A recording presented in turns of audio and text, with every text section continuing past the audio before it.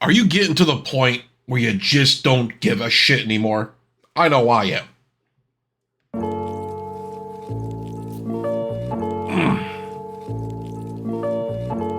How you doing? You'll have to forgive me. I'm feeling sick as hell. I took the day off work. So if my boss sees me uploading this, he'll probably be like, hey, what the fuck? But who cares? I don't give a shit. I don't give a shit anymore. I don't know about you guys, but it's hard for me to give a fuck anymore. I'm 39 years old with no house, no kids, no wife, no fancy car, and living with my family for the time being. I work a job, I pay my taxes, I keep my lawn cut, and I stay out of legal trouble. I try to be a good citizen, even though I've really gotten nothing for it, but I don't let that bother me. Some days I want to cash out my IRA, quit my job to buy a van, and drive out to California and live like a vagrant, smoking weed on the beach for a few years. I want to tell my boss and my debtors to fuck off and live free. But then again, so do millions of other Americans, and most of us are too scared to uproot our lives because we've gotten used to the comfortable existence, even if we don't have what our parents had. Granted, we're living in uncertain times. There's been mass layoffs. Several industries are in recession. Personal debt is spiraling out of control, and God knows what kind of chaos Trump will unleash with tariffs and deregulation. I look at my life and I look at the world around me, the attitudes of people I meet in real life and online, the kind of things they care about and demand I care about. I look at the labor market and I look at the wealth disparity and these billionaire oligarchs and rising rates of homelessness and all that shit, and I wonder where I'm going to be in 5 years, hell, 5 months. But as I've gotten older and my struggles continue, this part of me takes hold of my conscience, and I'm left thinking, who gives a shit? So I'm broke. I'm fat. I'm going to be 40 next year. I'm not cool anymore. Who cares? I see all these new celebrities and trends. People are talking about the Grammys. I don't recognize anyone there, nor have I heard of any of their songs. It's the same thing for other reward shows. I'm left asking who the fuck these people are. Like this shit. Who's Doechii? Who are these people? I saved a lot of this stuff because nobody on Twitter knows what the fuck these people are. Who the hell is Doechii? She had the best rap album. Never heard of her. Grammys 2025. And this guy, Benson Boone, he's got 4 million subscribers on YouTube Music. I think I heard one of his songs. I don't think his music's bad. If you're a Benson Boone fan, don't hate me, but a lot of people just don't know who this guy is. But that's just these names come across. I don't know. Like, I didn't know who Sabrina Carpenter or Chappell Roan were until a few months ago. So, I don't know, but this is kind of a funny comment. Type of music that's laid over. Now my husband's corn addiction ended our marriage, but now we co-parent our 4 autistic boys like nobody's business. Benson Boone gives his all. I don't want to play his music because I don't want to get in trouble. I don't want to get restricted.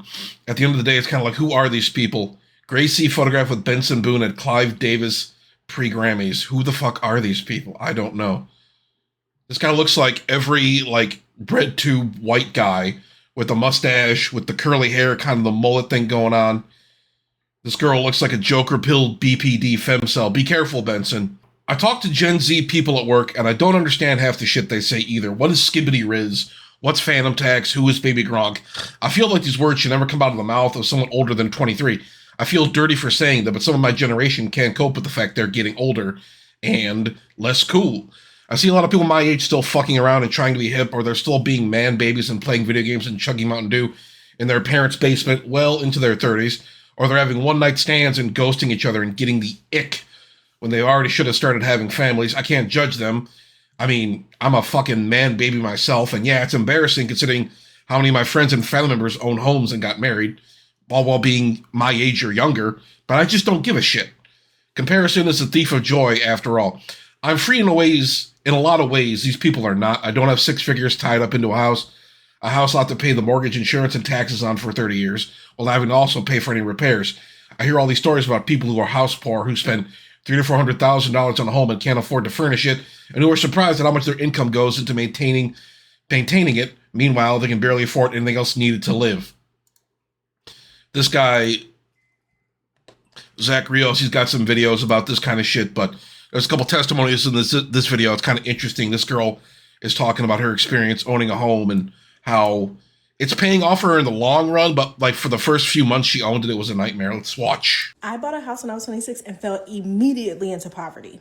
Okay, when I lived with my parents, I was living my best luxury lifestyle. I went to South Korea, bought a 2,000 plane ticket, didn't even blink twice. I went shopping, luxury goods, all that. Was traveling, was just, I was living it up. I felt rich. I had no bills. And I had a full-time 9 to 5 job. I was working as a nurse. I remember I was working. Ooh, that's a little bit loud. Sorry. I had to turn the volume up a little bit.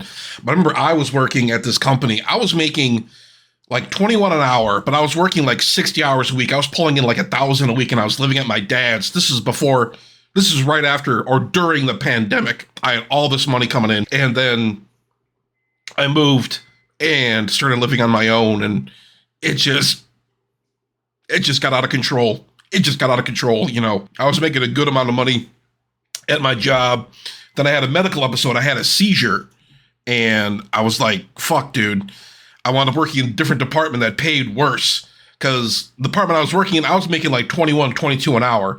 Then I went from making that to making like 17 an hour in another department, because I didn't want to be around those machines, because, you know, I was technically, you know, prone to seizures or whatnot. I haven't had one in a couple of years, thank God, but things happen in your life. Circumstances happen that you have no control over, and it can change things for the worse, you know.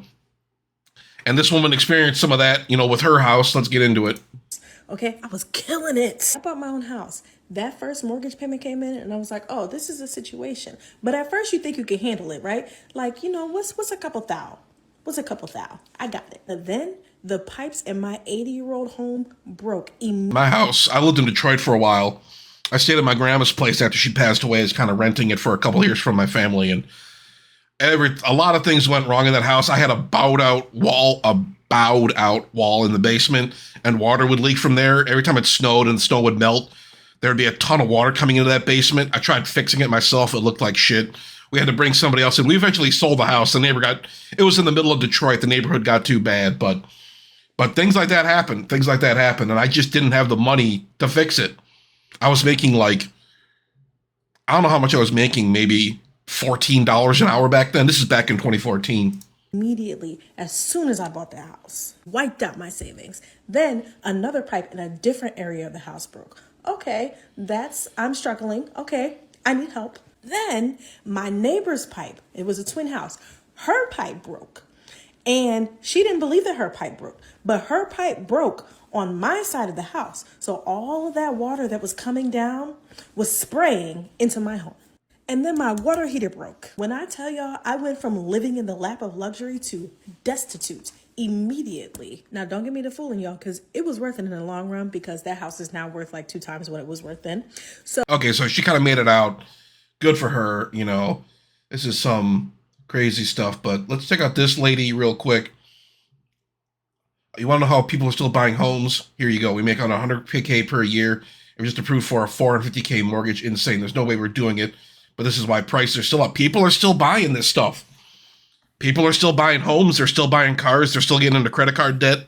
They're still gambling. They're still doing all this shit. Americans just love debt. We love rolling around in debt. It's fucking insane. I regret buying a house. I regret it a lot. If I could go back to January 2022, I would tell that girl, do not.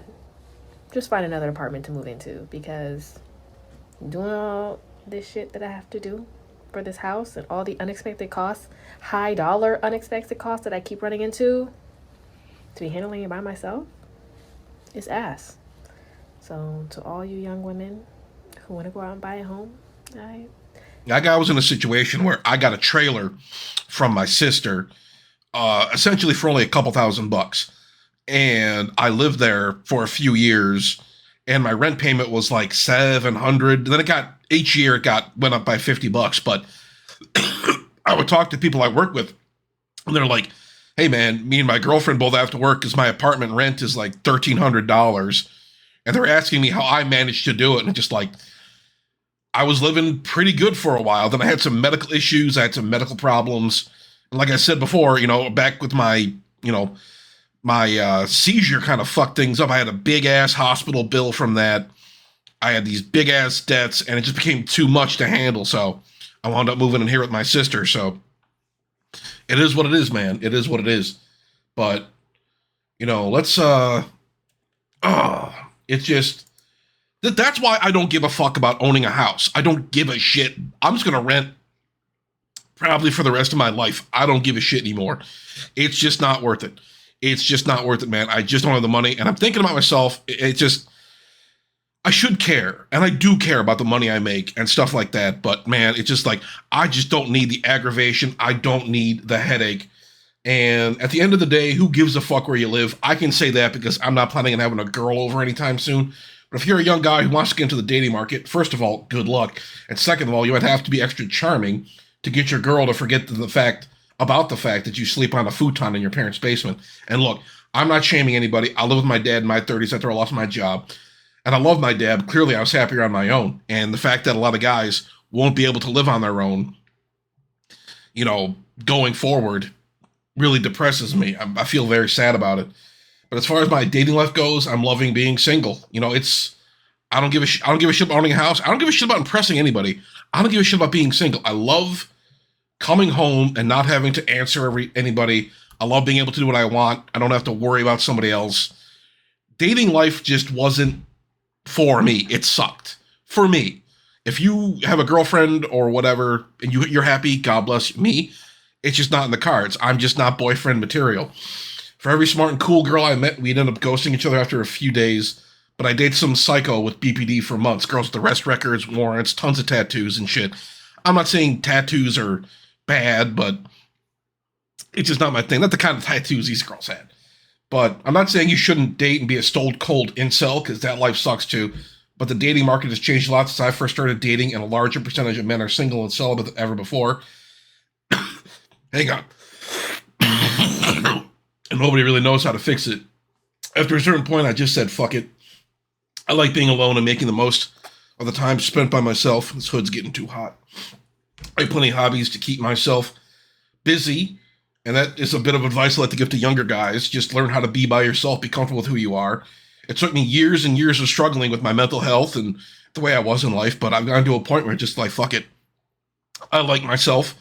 I'm used to spending time by myself. It's not a big burden. I'm not displeased with my life, but it's just the way it is. But, the great thing about being single is that no one cares what kind of car you drive. I drive an old Nissan Versa I bought for $1,000 cash. It's reliable, and I barely spent any money on it the last 2 years I've had it. I see these other guys spending $1,200 a month, not including insurance, on something like a Hellcat at like a 22% interest rate. Then they try to roll over the negative equity into a Mercedes SUV or something.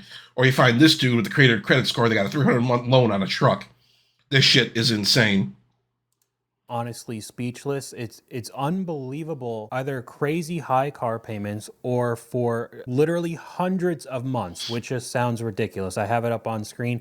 0 down. People are actually doing this. The car dealerships are actually doing this. It's absolutely wild. $399 a month for life for this F-150. And it just sounds like it's a joke, like it's a skit, making fun of like the first clip that we saw in this video of people having crazy high car payments. But there's just video after video of these same clips with different people in different vehicles. A Mercedes $200 a month for $587 a month is fine, but nothing really that special. $580 a month for 287 months. Now, I hope that I'm just completely wrong and I just didn't get the satire and this guy's just playing the bit. And it found is this a joke or something? I do wonder. A whole bunch of different people for their clips to make these videos, but there are tons and tons of clips like this. Some of the comments, they got a $49,000 car for $166,000. Mad. $580 a month for 24 years is absolutely diabolical. I doubt that the car this system, it really enables like the worst financial instincts of people. It's absolutely fucking insane. But that is a reason. That's a reason. Oops. That's a reason I don't give a shit about my fucking, how cool I am looking at my car.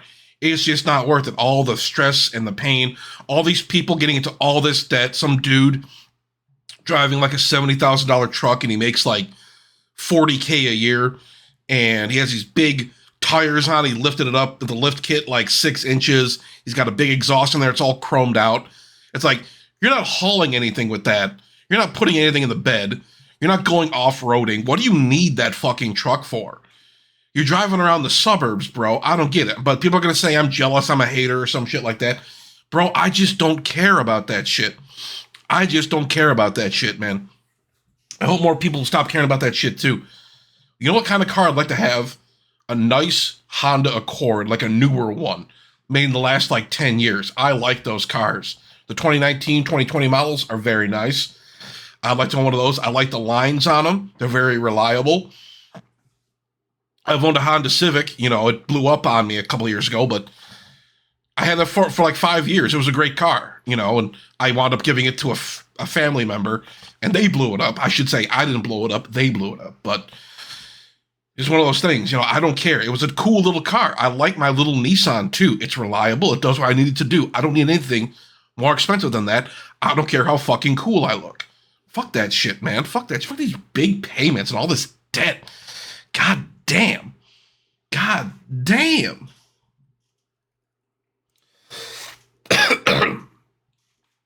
I can understand buying something big like a Tahoe if you've got a family, but I don't have any use for that type of car in because A, I don't have a family, and B, I don't care how cool I look while driving, like I just said.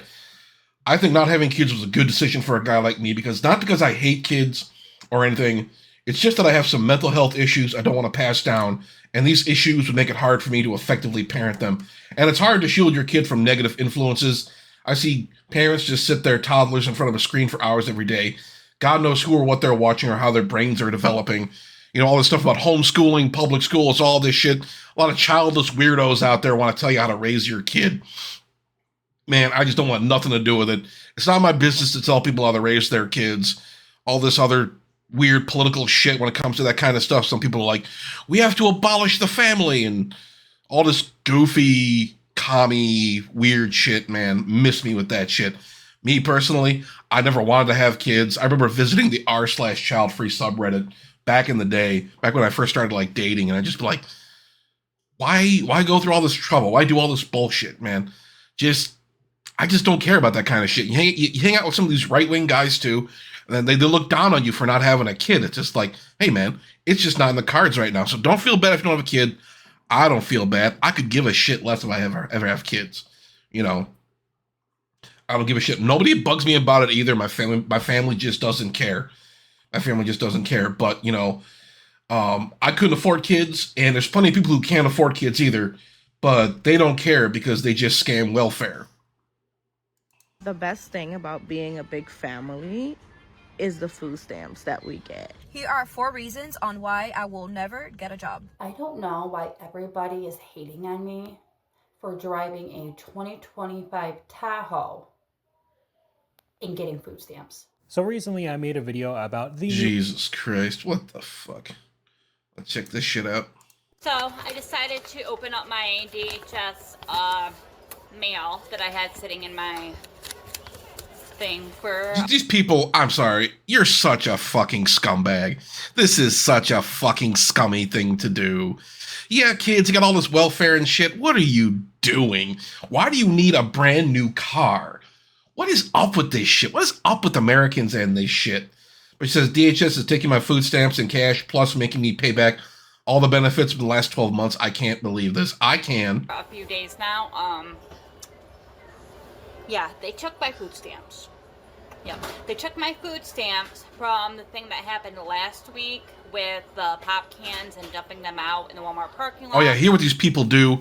They get pop with food stamps, like these 12 packs of pop, and you know, you can't spend the food stamps on, you know, anything else except food, you know. So they buy all this pop. They dump out all the pop, like dozens and dozens of cans of pop in the parking lot of a Walmart or whatever. Then they take the cans back in and get maybe 30, 40 bucks. I don't know. But just some real white trash shit, man. To get cash, like I've always done. And the cop said he could have arrested me, but he wasn't. See, a woman without an upper lip, you gotta watch out. Going to, but he had to report it to the state.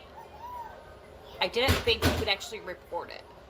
So not only are they taking my food stamps away and my cash benefits, they are making me repay. What is going on in that video? From the last year. Jesus Christ. Oh my God. Oh my God. Just all this shit, man. I gotta scam all this welfare and do all this shit. It's just such a pain in the ass. And I'm not saying this is the life of every parent, you know, but there's a lot of people out there. It's gross. It's gross to see this kind of shit. Basically, the point I'm trying to make in this video is that all this stuff people tell me I should care about, all this stuff that would, like, propel me into being more accepted or for people thinking I was cool. The trends, the cars, the house, the family, all that shit, bro. I just don't give a shit about any of it.